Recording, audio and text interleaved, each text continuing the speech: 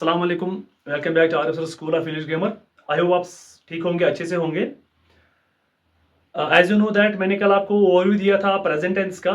I hope आपने वो video देखा होगा और आपको अच्छा भी लगा होगा। आज हम सेकंड पास्ट टेंस का ओवरव्यू आपको देंगे। I hope you will enjoy this also. Let's get started. आपको नजर आ रहा होगा, यहाँ पे लिखा है overview of past tense. Clear?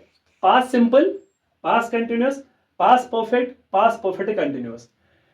Past simple मैंने आपको कल ही बोला, मैंने आपको एसर्टिव वाले फॉर्मूला देके रखे हैं। सब्जेक्ट प्लस वर्ब की second form and object. Second form means past form, पहली फॉर्म प्रेजेंट है, सेकंड इज पास्ट। यहां ऐसा नहीं है क्योंकि ये पास्ट फॉर्म है, डेराइव्ड फॉर्म है। क्लियर है? और यहाँ पे कोई इश्यू नहीं है यार। एग्जाम्पल आप समझ आ रहा होगा यहाँ पे कि एग्जाम्पल से चाहे मेरा सब्जेक्ट सिंगुलर है या प्लूरल है, सब्जेक्ट वर्ब पे कोई असर नहीं पड़ता because of the subject. Clear? जैसे ही ate food, you ate food, she cooked food, they played chess. मैंने सिंगुलर सब्जेक्ट भी यूज किए, प्लूरल सब्जेक्ट भी यूज किए, किसी सब्जेक्ट पे कोई असर नहीं पड़ा। वाई? क्योंकि मेरे पास यहाँ पे वर्ब की सेकेंड फॉर्म है, दैट इज पास्ट फॉर्म।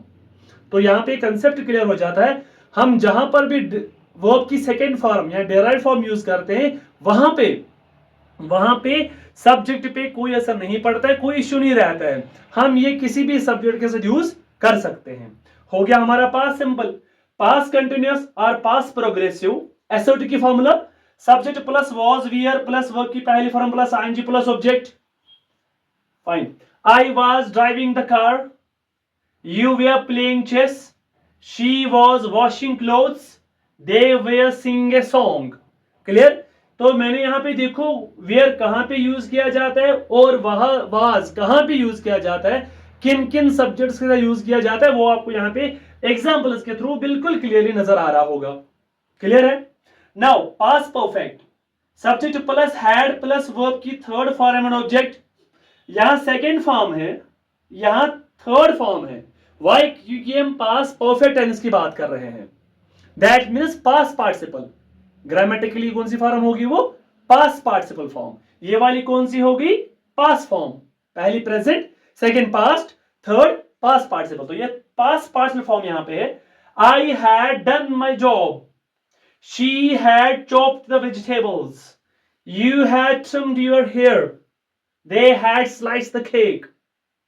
देखो, had third form, had third form of the verb, had third form of the verb, had third form of the verb, that is past participle। इतना clear है? I hope you understand this। Now last one, past perfect continuous subject plus had plus been plus verb की पहली form plus ing plus object. बिल्कुल। We had been playing chess, you had been working well, she had been watering plants, they had been singing a song।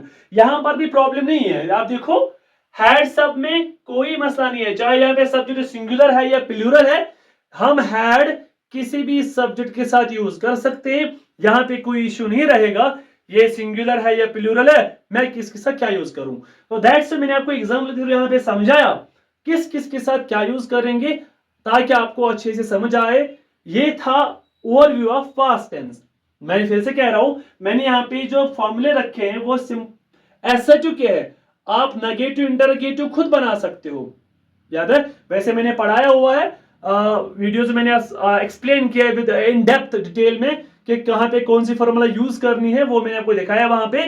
तो ये था about the past tense. I hope you will enjoy this video. Do like, share, follow my page as well as my YouTube channel. Thank you.